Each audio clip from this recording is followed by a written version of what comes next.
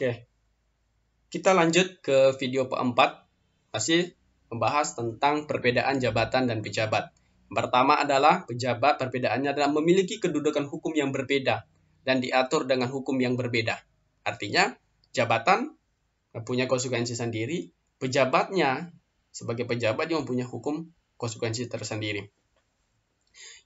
Yang kedua adalah jabatan diatur dengan hukum tata negara dan hukum administrasi negara. Nah, di sini nih letaknya.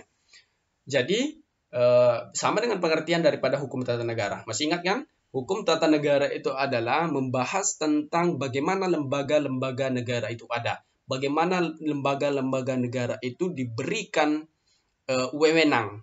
Lembaga-lembaga baik pusat sampai ke daerah. Ya kan? Nah, kemudian hukum administrasi negara itu adalah bagaimana lembaga itu dibatasi wewenangnya. Bagaimana lembaga itu berfungsi. Dia tidak bisa berfungsi diberikan wewenang, tapi harus difungsikan. Fungsikan adalah diatur. Nah, itu ranahnya daripada hukum administrasi negara. Bagaimana lembaga-lembaga negara itu berfungsi, bagaimana lembaga-lembaga negara itu dibatasi kewenangannya. Diatur dalam hukum administrasi negara. Itu juga perbedaannya kan. Jabatan diatur oleh hukum HTN dan hukum administrasi negara. Selanjutnya adalah pejabat diatur dengan hukum pegawaian. Nah, jadi pejabat beda. Kalau jabatan itu adalah diatur oleh HTN dan HAN, maka pejabat itu ada hukumnya tersendiri, yaitu hukum kepegawaian. Misalnya, PNS, dosen, Bapak. Sebagai dosen, PNS, pegawai, maka Bapak diatur oleh hukum kepegawaian. Bagaimana misalnya menjadi dosen, harus menyelenggarakan tridharma perguruan tinggi, harus disiplin, harus apa. Diatur adalah hukum pegawaian, ada undang-undangnya tersendiri. Selanjutnya adalah pejabat menampilkan dirinya pada dua kepribadian. Itu yang dikatakan saya di awal tadi, bahwa pejabat itu menampilkan dua kepribadian, yaitu selaku pribadi dan personifikasi dari organ. Artinya dia mewakili daripada jabatan dia atau organisasi dia, kemudian dia berlaku sebagai pribadinya. Nah, sehingga ia tunduk pada hukum pegawaian, juga pada hukum keperdataan dalam kapasitasnya sebagai individu atau pribadi. Nah, sebagai individu, kalau dia sebagai jabatannya, maka hukum tunduk kepada kepegawaian. Yang kedua adalah kalau dia mewakili individu dia, maka dia tunduk kepada hukum privat. Contohnya begini, simpelnya adalah ketika misalnya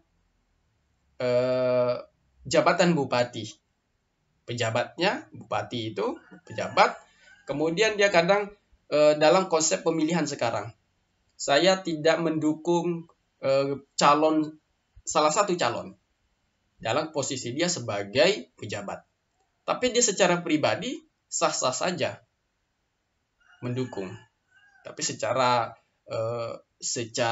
dia jabatan dia tidak boleh, harus netral.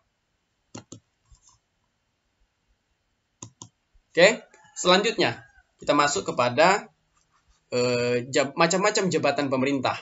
Nah, macam-macam jabatan pemerintah, keberadaan negara yang menganut konsep welfare state atau negara kesejahteraan itu, ruang lingkupnya kegiatannya administrasi negara itu sangat luas dan beragam.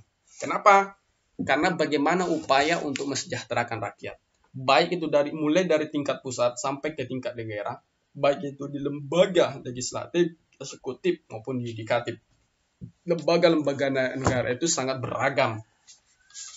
Tujuannya semuanya adalah bagaimana mensejahterakan rakyat. Oke. Nah, ini ada macam-macam kelompok jabatan, fungsi dan urusannya. Kalau kata mana nih ya? Nih. Ada. Yang pertama itu adalah mereka yang termasuk dalam lingkungan eksekutif, mulai dari presiden sebagai kepala pemerintahan. Nanti ini bisa dibaca ya. Presiden itu mulai dari presiden, kementerian dan lainnya. Seluruh para kementerian, kemudian mulai dari penyelenggaraan urusan desentralisasi. pada tingkat daerah, dari bupati, kepala dinasnya, sampai kepada RT. Tingkat 2-nya, tingkat 1-nya itu provinsi, tingkat 2-nya kabupaten, dan sampai kepada pemerintahan desa. Kedua adalah gubernur yang menjalankan urusan dekontrasi. Dekontrasi itu seperti misalnya ini terkait kayak camat, lurah, dan lainnya. Itu masuk kepada dekontrasi. Pihak ketiga atau pihak swasta yang mempunyai hubungan istimewa, hubungan biasa pemerintah, itu termasuk juga kepada macam-macam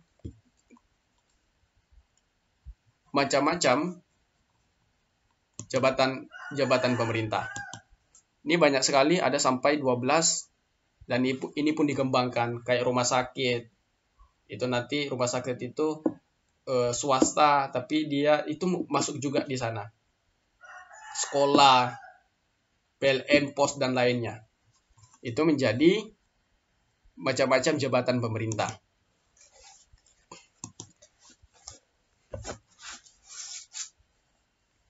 Nah, intinya materi ini adalah yang mau dijelaskan apakah dia itu nanti masuk kepada hukum privat dan hukum publik itu, atau kedudukan hukum pemerintah, kedudukan pemerintah sebagai hukum privat dan kedudukan pemerintah itu sebagai hukum publik. Intinya adalah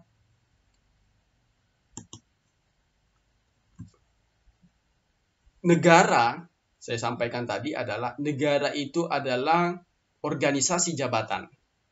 Nah, jabatan akan terus dia berfungsi dan bekerja. Terus aja nih. Mau pergantian segala macam. Kenapa bilangnya terus bekerja dan berfungsi? Berjalan karena tetap nih bupati ini terus jabatan bupati. Nah, tapi orangnya sistem dia maksudnya itu sistem dia terus berjalan. Nah, walaupun pergantian nanti diganti juga sistemnya berjalan. Makanya ada sistemnya. Makanya dikatakan bahwa jabatan itu terus berfungsi dan bekerja. Nah, kemudian ini nggak bisa juga bekerja tanpa ada diisi oleh pejabat. Maka diisilah oleh pejabat. Pejabat, dia bisa mewakili daripada jabatan dia. Dia bisa itu nanti masuk hukum privat, bisa mewakili organnya, jabatan dia sebagai publik, mewakili sebagai organisasi itu masuk kepada nanti ranah privat, ya kan, bisa nanti ada suatu permasalahan dia masuk kepada ranah privat. Nah, pejabat juga memiliki dua kepala. Maksudnya dua kepala itu dia bisa mewakili sebagai jabatan dia bisa menampilkan sebagai bentuk pribadi dia. Mewakili sebagai jabatannya, maka dia masuk ke ranah publik. Nanti kalau persoalan administrasi dan segala macamnya ada dikeluhkan oleh masyarakat, masuk kepada pengadilan tata usaha negara. Kemudian kalau dia masuk kepada ranah pribadi dia seorang pejabat, maka dia bisa diproses secara hukum privat. Itu intinya. Oke, nanti kita diskusi terkait ini, rekonstruksi daripada konsep teorinya seperti itu.